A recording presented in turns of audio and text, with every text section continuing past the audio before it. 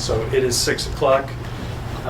Welcome to our first academic meeting of the year for the 2024-2025 school year. I'd like to call to order the September 23rd meeting of the Plympton School Committee, and I'd like to acknowledge anybody from the audience who'd like to speak publicly at this point. We do have third grade represented in the house tonight, and I think you guys know that if anything comes up during the course of the meeting, if you get my attention, I'm happy to entertain your comments and your concerns from the audience at any point during the meeting. So thanks for being here tonight. Thank you. All right. Do I have a motion to approve our minutes from our July 15th, 2024 meeting? So moved. Do I have a second on that? Second. Was there any concerns with the minutes? They look clean to me. Good. Okay, seeing none. All those in favor of approving the minutes? Okay. School committee correspondence. I have not received any. Jill? Okay. So, moving on to new business.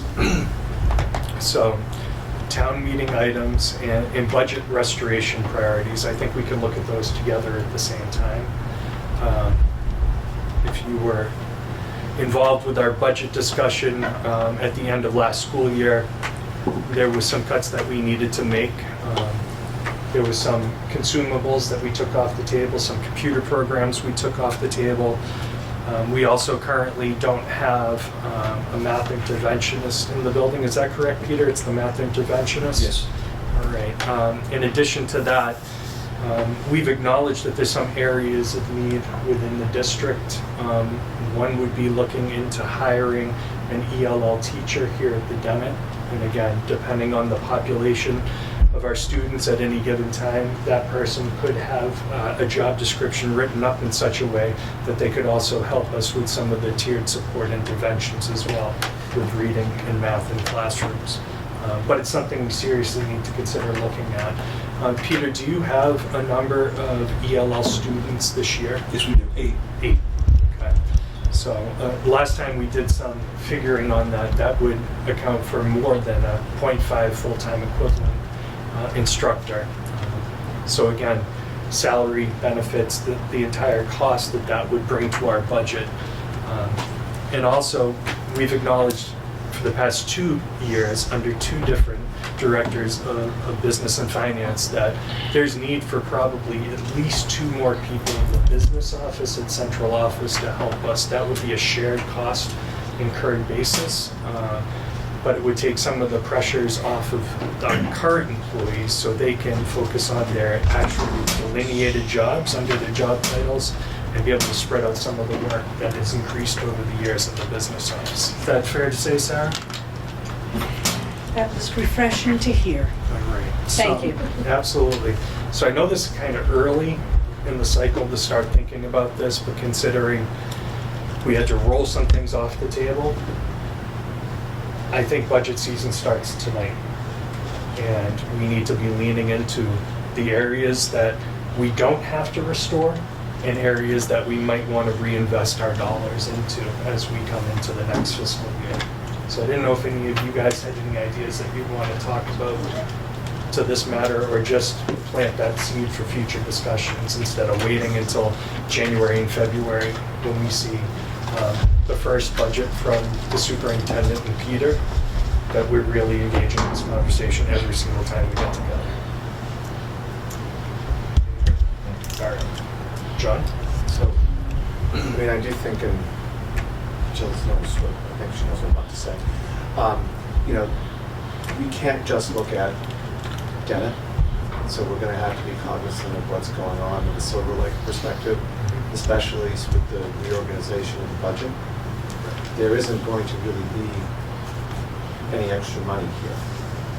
And we have to look at total costs in the town, because there isn't really any extra money at the town level either, because we used that up last year. So the extra room that we had in the levy for the last couple of years, we have utilized that in order to help deal with the budget shortfall the year before. And then, of course, last year overall for the schools, I think technically it went to Silver Lake, but it's all one thing now. And so we no longer have the luxury of sort of sitting here and looking at our budget, and it's going to have to be a little more difficult for all of us to think on that, because if we're going to be able to free up funds, it's going to have to be looking at the total.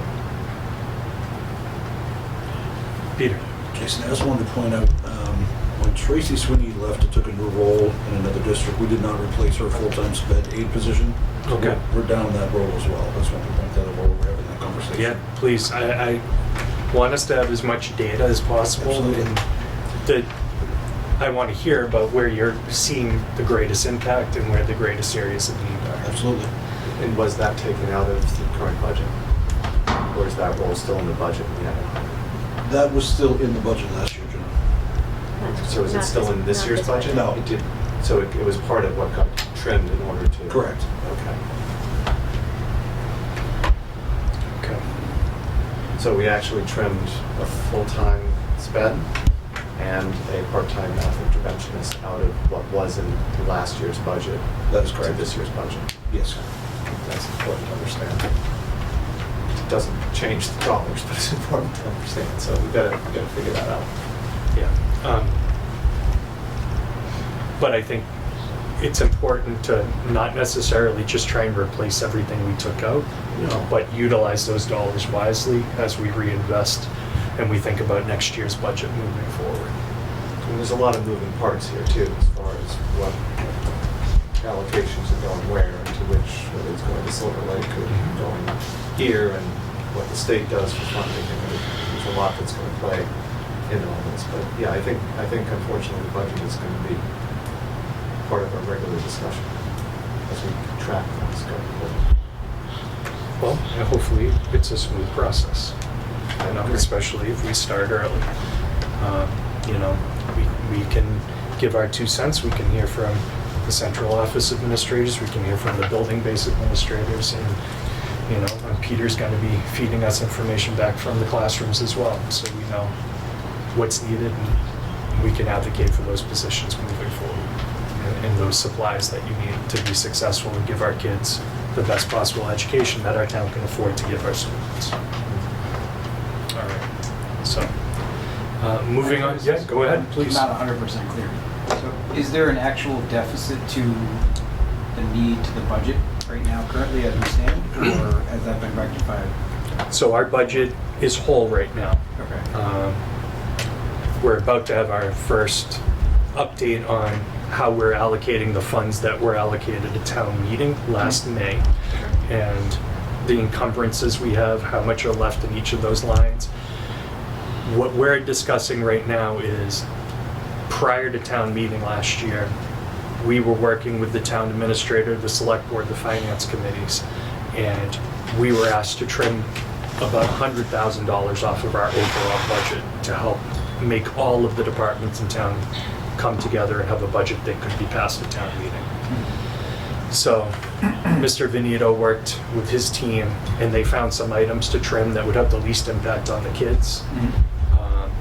But it still wasn't paying less what we had to cut from the budget, because Mr. Veneto and his team run a very bare bones operation here. Sure.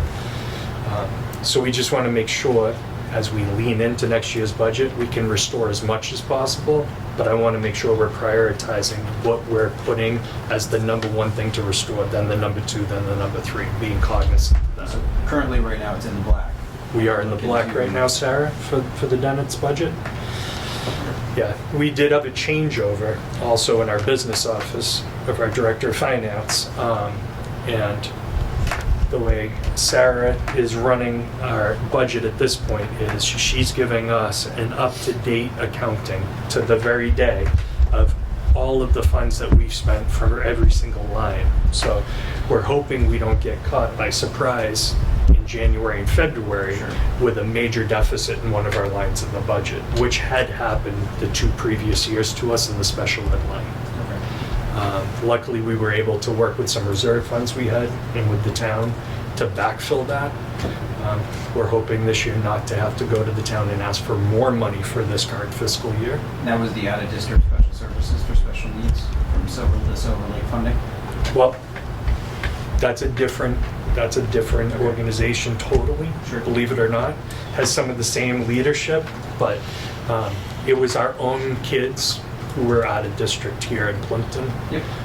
And we had a couple extraordinary expenses in their special ed line. And it didn't show up on our balance sheet until January of last year. I remember. Yep. Showed up as a fairly heavy negative number, Yeah. 6 digits. And I mean, we're running a $4 million budget here, so that was a significant portion of our budget. And at special town meeting, I spoke to the need for some money from the town, but Mr. Veneto and his team put a budget freeze in place. They were able to save about $90,000. The town gave us another $90,000 or so, and that filled in that hole from last year. And the budget that Sarah brought us last year accounted for that increase, and plus the expected increases for this year. So we're hoping not to face that same hurdle again this year financially. Okay. Thank you, I appreciate that. Good question. Thank you for asking it. Any other discussion about the budget at this point? I'm going to bring up, so Jill, Sarah, and I attended a meeting with the town administrators last week. One of the items that came out of that was the importance of getting from the towns sort of an understanding, sort of a state of the state. And as we approach budget season, how things are looking. What do they have for levy limit? What do they have for free cash? What other challenges are they seeing walking into the budget season? And so we tentatively put a meeting on the calendar December 12th or something thereabouts, which will actually be held up at the Kingston Town Hall so that they can broadcast it live. And it's going to be something that I would strongly encourage all of us to attend so that we can hear directly, not just, again, it's not just about Plympton, it's also about what's going on in Kingston and Halifax so that we can understand how that has an impact for the Silver Lake budget and also total cost of education. And that way, when we get our preliminary budget in January, we now have a sort of up-to-the-minute understanding of what's going on in our region and what sort of challenges that we'll face. And of course, there'll be a lot of back and forth between January and end of March, early April, but I think it will be a really beneficial grounding, not just for us, but also for the communities to be able to hear that as we're walking into budget season and not just right before you hit town meeting. So I think that was a good outcome. And we're going to do it as a big, huge joint meeting so that everyone gets to hear it once and everyone gets to do it once. Good. That sounds like a good plan. Any other discussion before we move on topics? All right, so on to the playground. Peter, do you have an update on the playground? I do. The initial quote that we got from the first company that came out was $5,200 to make the necessary repairs. Mike Lawless told me that has since increased to $5,800, which we both thought was a little bit high. We were able to find somebody to do the exact same, or pretty much the exact same work for about a third of the cost. And we're going with that company. That's somebody that Mike knows well. They've done work here in the past. So parts have been ordered, and they're telling us 4 to 6 week lead time for those parts to come in, and then we should be up and running. And there's no deficiency currently in the playground that would cause any safety issues for the students? No, we were told to shut down the one section that had a missing bolt in, and the kids have been instructed to stay away from it, stay off of it. It's been roped off several times. Okay. But the rest of the playground is very accessible and very usable. Okay. Great. Any questions for Peter about the playground situation? And so what's the process going forward? So we had an assessment done, and they found deficiencies. Now we're fixing that. We have a periodic reassessment. Is that how we to make sure that the playground is like? Do we How have, often are we inspecting it? Is that what we do we have an inspection remediation sort of regular plan that we're going to go through? And we put all the money into it. Now it's sort of like taking your car in for service. Do we have this? Is there a recommended process that we should be going through? Mike and I can talk about that because, as you said, John, your analogy was perfect. You don't just buy a new car, you don't ever look at it again. Yeah, because before we had a wheelbarrow. It was shaped like a dinosaur, and that's about all we had. Correct. Now we have an actual running car out here that has technology and lots of moving parts. So I think We will just want to- maintain it, absolutely. We just want to make sure that we have that set up, and if that's a budget cost, then that's something else we need to factor in so that we don't have the playground shut down, for any lengthy period of time, and just make sure we keep up with it. No, I will be in conversation with Mr. Wallace about that as well. Okay, great. Yeah, and I'd like to thank Kate again for bringing this up. Yeah. Her expertise in the field is deeply appreciated, being tenacious about us putting the money into this, and now we found some deficiencies and we're able to fix them so the kids can have a safe playground to play on, which was one of the 3 goals in the first place of putting that out there. So thank you, Kate, for really holding us to that and making sure that the playground is taken care of well and our investment, is looked after. All right, report of standing committees. Admin review.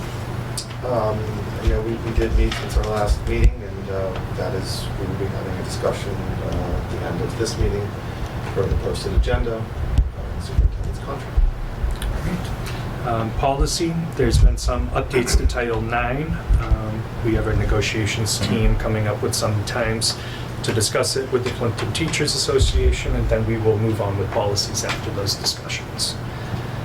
Negotiations. Done right now? I think you just updated All right. Union 31. I believe there's a joint meeting in October between their Silver Lake Regional School Committee Yeah, and it's the Union 31 at 5:30 in the afternoon. Correct. We get the date for that. 17th. It's on the 17th at 5:30. Okay. PAC. We have not had a meeting yet. Capital improvement, capital request. Again, Peter, as the year goes on and maintenance issues come up, especially those big ticket items, just make sure that you bring that to our attention so we can convey it back to the town in order to decide whether or not we have to approach them with warrant items for any of our capital investments. Absolutely. Thank you. Legislative agent. I'll just Go ahead. So, and start thinking about that particularly as we approach toward the November, December timeframe, because we will, Town Properties Committee and Plympton will, of course, ask Jason and Mike Wallace to come in and chat with us, and that's the usually early January is when we do that. So if there's particular items that we need to be considering, then we want to hear about it then, because that's when we start to put together what all the different departments are looking for from a facilities perspective and try to see what we can and can't do and can recommend for town meeting. So one thing that I think we're going to have to find the money for is that we did get an earmark from Senator Moran's office in the last budget for $35,000 to replace one of the rooftop units. Unfortunately, those units are no longer $35,000. They're upwards of $75,000 to $80,000. So in order for us to be able to take the free, it's never free because it's our tax dollars, right? To take the free money from the state, we're going to need to be able to come up with other funds in order to be able to complete the purchase of one of those units. And those are 6 units that need to be replaced over time. We replaced one during COVID with CARES Act funds. So that will be one item that probably will have to take a priority, is because the earmark will need to be spent within this fiscal year. Thank you, Joe. Legislative agent. There's elections happening, if you didn't know. I don't know. That's all I'm going to say. I'm going to leave that one alone. All right, single signature warrants. The August 26th, the warrant for $133,362.57 was signed digitally and then submitted to the town back in August, and that's the only single signature warrant that we have had since I saw you last. Thank you, Sarah. Okay, moving on to CASA. Dan? I was unable to attend the meeting this morning. So the CASA meetings are on Tuesday nights typically, and that's a night that you work. It is, yes. So I was unaware of it until. yeah, in light of that and the fact that Dan's our PAC representative, and that's its own school committee unto itself, I'm going to take the CASA responsibilities off of Dan. I've known Sarah since our kids were little. I have no problem getting updates from her and going to a couple CASA meetings for those. So thank you for volunteering, but you got a lot on your plate, and we appreciate what you do for the committee. All right, on to the principal's report. Mr. Benito. Thank you. I know that CASA had their Harvest Fair on Saturday, and despite the weather, it was very well attended. Sarah told me this afternoon.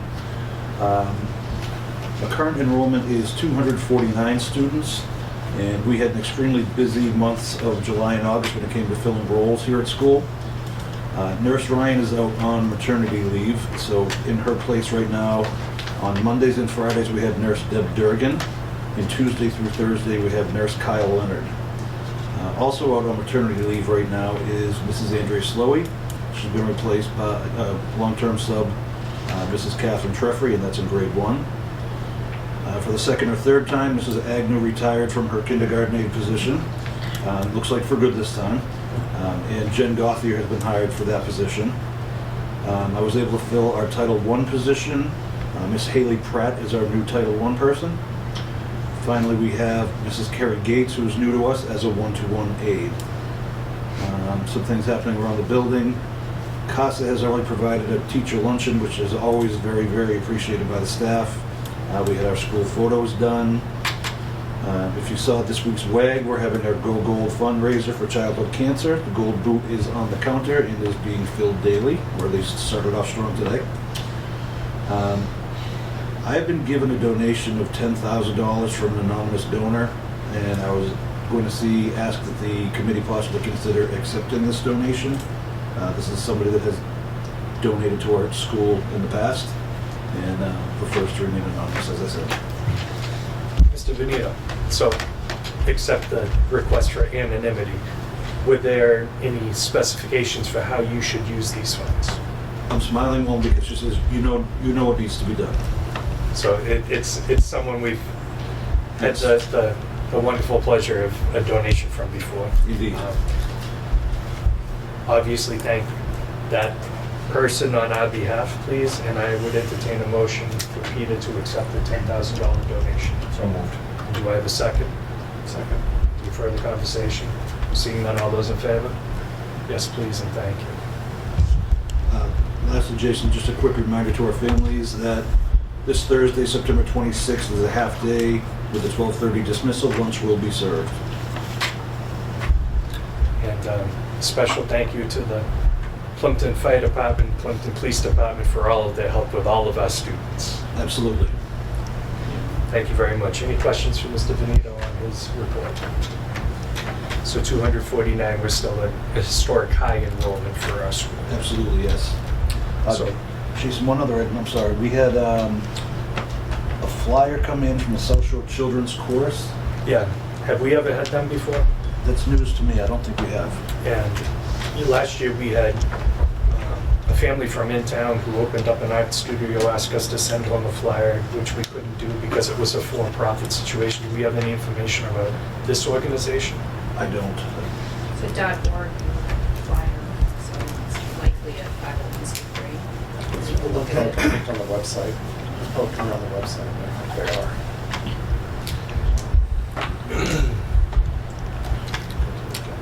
I mean, I would love to advertise to our community things that are available to them, but I also don't want to say yes to one group and no to another I group thought we saw without this one last due year. diligence. You think so? Okay.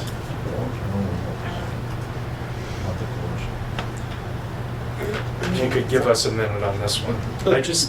I would feel awful Oh, after that. letting one go through from an organization. Why don't we do this, not to hold it up, why don't we make a motion to allow it to go out, provided that we verify that it is a not-for-profit organization. Okay. Are you making that motion? That was my motion. All right. So John just made a motion, we'll let it go through if we could verify it's a nonprofit. Would anybody like to second that motion? I'll second that. Any discussion? All those in favor? Aye. All right. Excellent, thank you, John. All right, so just wanted to acknowledge again, 249. Correct. We did have school enrollment as low as 198 at one point, so we have seen tremendous growth in the population of the Dennett in just a short 8 or 9 years. Correct. All right, thank you, Mr. Benito. All right, on to our Director of Finance, Sarah. Thank you, Mr. Chair. I want to start off by saying that when I started last year, I tried to model my financial reports after my predecessor, and I'm going to be changing how things are a little bit. Some of the changes are because of necessity. So I wanted to start off my financial report by pointing out on the digital file that was in your school committee folder, on the financial report, there are some changes. If you look down at the bottom of the first page, for example, I added lines for the extended school year. So if you recall, extended school year had been paid incorrectly out of the preschool revolving fund for many, many, many years. That was something that we were told to discontinue, so extended school year was budgeted for in the Plympton budget.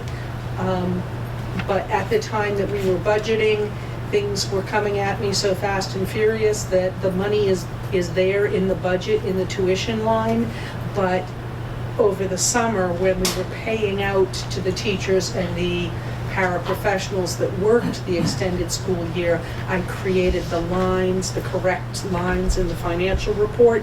So you'll know that something is a new line when you look at it. The previous I can't think of the word, and I'm so sorry. The habit, for lack of the other word that's better, that practice, thank you. The previous practice, I'm tired. The previous practice was when we create account lines, we give them a title and everything's all uppercase. So you're going to know something that is a new line when you see that it's a mix of upper and lowercase. So you can see at the bottom of page 1 that I've created an ESY line for professional staff. I've created an ESY line for support staff. We paid money out of there. The only thing I haven't had time to do yet with this is actually move the money from the tuition line where it was budgeted into that column where it says 0. There's actually money that we budgeted for this. I just haven't had the time to go through and clean everything up.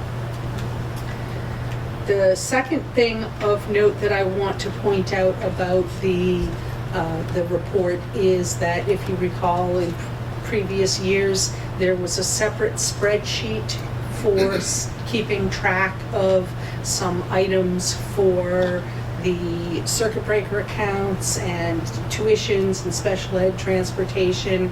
So starting on July 1, everything that is related to the operating budget is here in this report. So when you look on that bottom right-hand corner of the last page of the report, which tells you the budget balance, which is how much is left at this point in time, that's the actual number. So are there any questions about the report?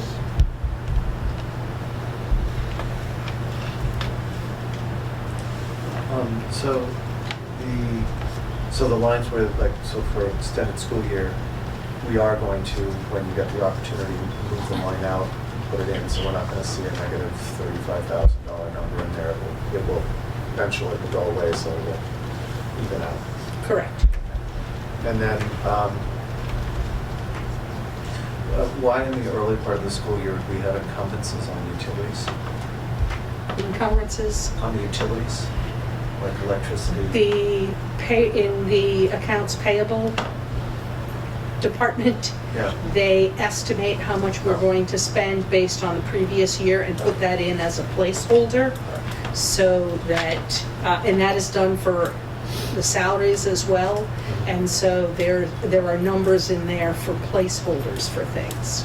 We know we're going to pay utilities, and there's an estimate in there based on what was paid last year. And so we see that with electricity where we paid very little because we've been generating at our peak time, and we will pay a lot more in the winter when we're not, which is why there's such a big encumbrance. Okay. Thank you. Any other questions? All right. So the only other thing I had as part of the financial report is that I am going to be bringing some unpaid prior year bills. So FY '24 ended on June 30th of 2024, and at that point in time, we carried over any salaries or expenses that we knew about. Things were properly encumbered, and since that date and since we met for our closeout report, there have been some invoices that came in and totaling $1,200.90. So the proper way to deal with this is to bring it to town meeting. The town meeting has to vote to pay these, and once the town meeting approves it, they can be paid. Can you repeat that number for me, 1,200? $1,200.90. But there will not be a town meeting until May. Plympton doesn't hold a special town meeting unless. I learned that. I, So, yeah. if anyone can come up with a legal way to pay this prior to then, please let me know. Costs us more to have a town meeting paid for us. Right. All right, thank you, Sarah. Appreciate the update. And at this point, I'm going to turn it over to our superintendent to do some introductions and also her own report as well. Sure. So I'm going to speak on behalf of Dr. Panarese, who's not here this evening, but what I'd like to do is thank her for her overview of the new IEP process, which is required by the state, and the training and information that she provided to the entire faculty, but also the work that she's been doing, particularly with our special education staff at the end of last year and coming into this year. And then I'd like to introduce Dr. Tricia Clifford, our new assistant superintendent, who is going to present her report this evening. Okay. Hi, everyone. Hello. Heather. Happy to be here. Happy to meet everyone and see everyone. I just have a few things on the curriculum instruction and assessment update. A few things. The first thing is studying skillful teacher is a course that teachers take. It's contractual. They take it in their first 3 years of being a teacher. It's really a class that's focused on foundational aspects of good teaching and what that looks like. They spend roughly a week over the summer, and then they have some dates during the year where they have some follow-up sessions. So that happened at the beginning of August, which is great. The second piece is the title grants. So I wrote those and submitted those. For Plympton, it's Title 1, 2, and 4. So those are submitted and approved by DESE, so we'll be able to work with those funds. And the next thing is the new teacher orientation program. So this happened on August 21st. It's where all the new teachers come together. They're provided with some information about all things related to our district, and we do a nice tour through all the towns. We came by Plympton. We got to see everything. It was good for me as a new member to see Halifax, Plympton, and Kingston in a way like that. So that happened on the 21st. And also another thing we've been working on is the strategy for district improvement, which I'm sure Jill will talk a little bit more about tonight. Going back and looking at things that we've been able to achieve and things that we need to focus on moving forward, and action steps related to that. We were able to get information pretty early this year, MCAS results, and able to look at those and analyze those. And I know that data meetings are happening in various schools, and I know they'll be happening here in Dennett too. That's really helpful to look at the information and be able to inform instruction based on what those results say, along with our local data too. So you'll hear more about that this fall. And the last piece was on September 3rd, we had a professional development day where teachers were able to look at that information, that early MCAS information, look at their alignment with the state standards, in particular around English language arts, and do some alignment work with other teachers in the same grade level throughout the few districts, and do some sharing of information there.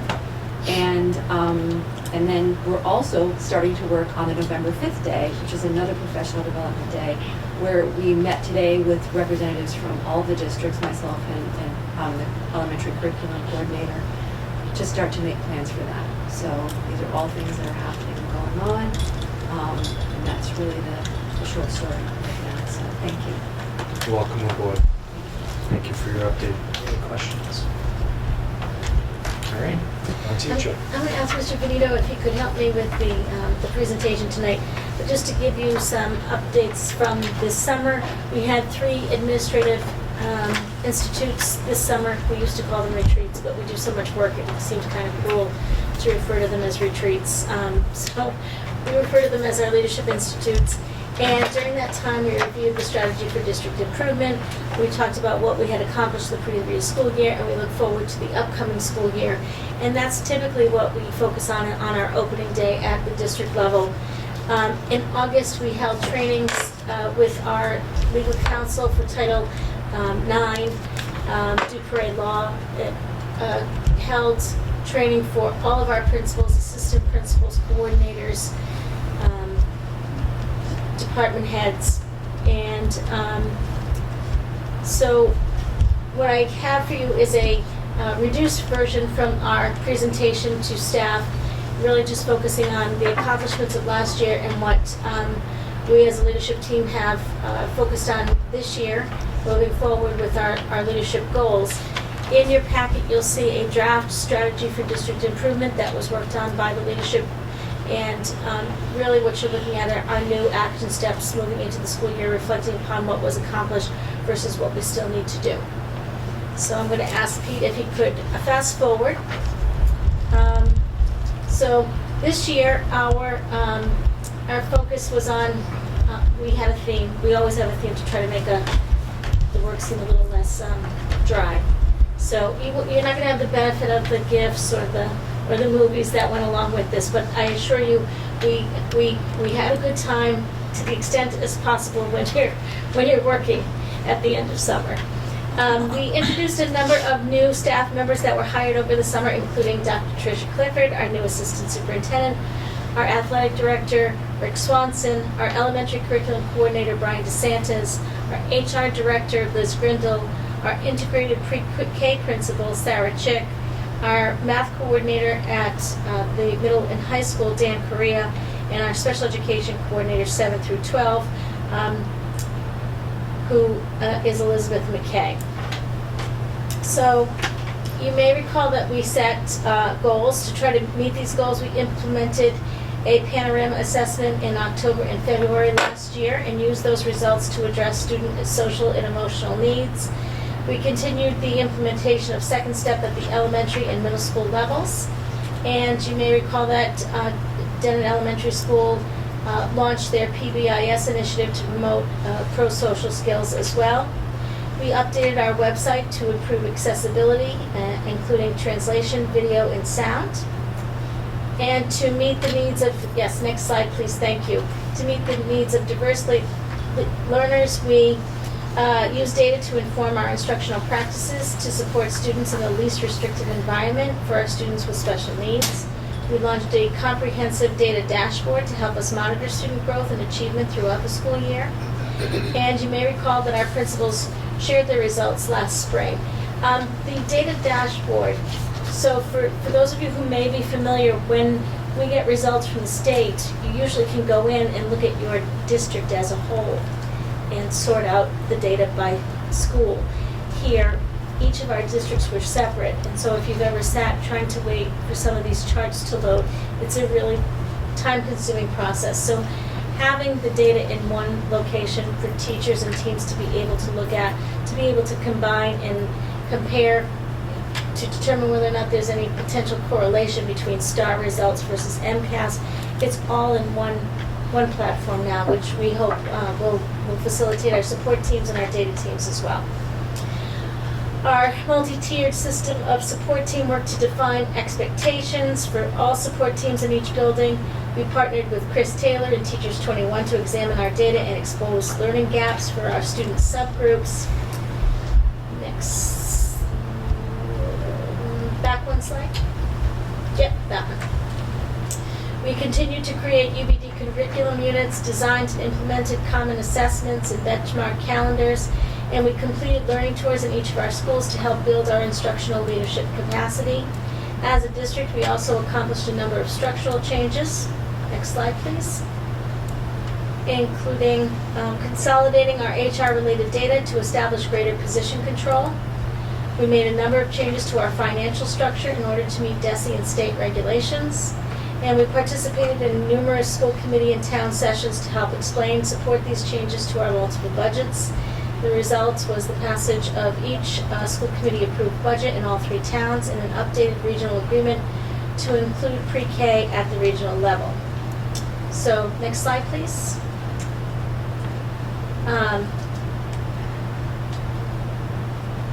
Next. Yep, thank you. These changes included pre-K becoming part of the Silver Lake Regional Agreement. Silver Lake Special Education programs, K through 6, are part of the elementary schools and elementary school budgets. Out-of-district Silver Lake 7 through 12 plus and pre-K are now part of the Silver Lake budget. We updated shared cost contracts and aligned them with the regional agreement. We included the extended school year program in the school budgets. And the 240 grant is now being used to pay for out-of-district tuitions by district as opposed to salaries for individuals throughout the numerous districts. The impact, greater budget transparencies. As Sarah already mentioned tonight, now we can see these line items in the actual budget in our software. We're constantly in view of them. They're not in a Google spreadsheet that 1 or 2 people have access to and can't see on a regular basis. We have eliminated a number of revolving accounts, which again will give us greater transparency, especially into those special education areas that gave us concerns in the last 2 years. And it also made sure that we were compliant with the laws and regulations in our own regional agreement as well. Next slide, please.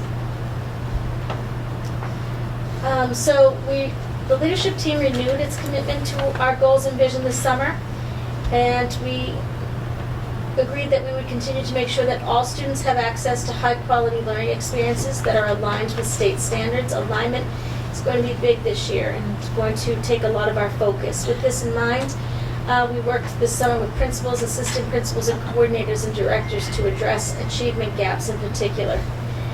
Next slide.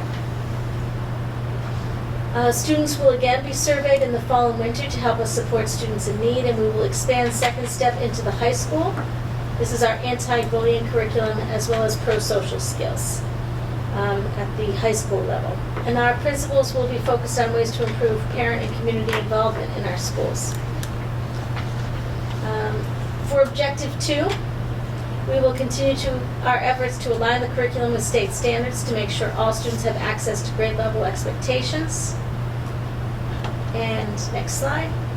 As we update our IEPs, 504s, and the district curriculum accommodation plan, we will also create a plan to assess the effectiveness as well as define our plans to improve our co-teaching model. So this year we will implement a formal curriculum review cycle, and we will start with math since that is the next area for renewal and new program implementation. Our new curriculum coordinator will also work with the secondary math coordinator to ensure alignment not only across the grade levels but vertically up through the secondary grades. Next one. As always, we will work to provide training and professional development opportunities to support our initiatives. Our schools will be implementing common expectations for our support teams. With regards to our budget process, we will work this year to align our chart of accounts to match with DESI. After we took numerous steps last year to clean up the long-standing practices that were not appropriate, we're going to need to make some changes to the chart of accounts, which Sarah will highlight as she's able to make those and as we go through the budget process together.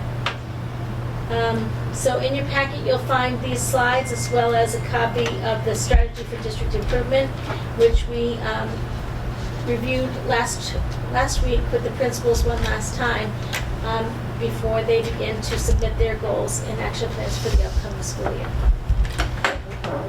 So I'm happy to try to answer any questions you may have. Any questions for the superintendent?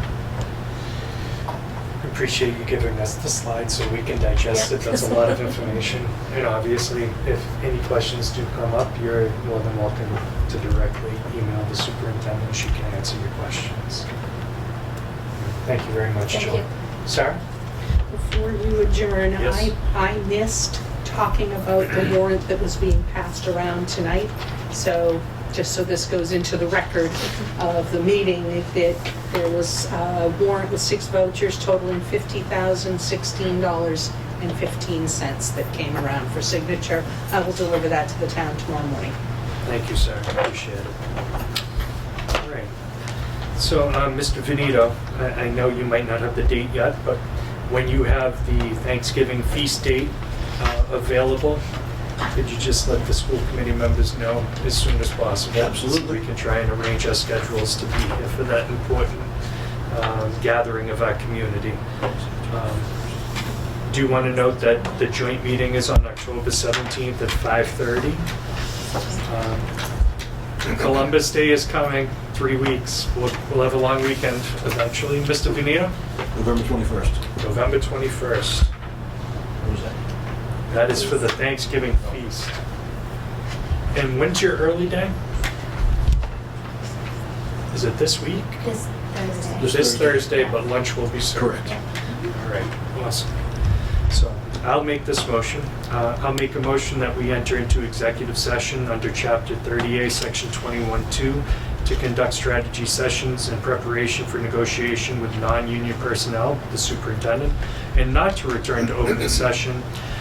An executive session pursuant to MGL Chapter 30A, Section 21A7 to comply with or act under the authority of any general or special law for the approval of our executive session minutes from March 25th, 2024. So this is a roll call, but I do need a second first. I'll second it. All right, so John? Yes. And yes, Dan? Yes. Kate? Rob? Yes. All right. We are adjourned. Thank you, everybody, for coming this evening.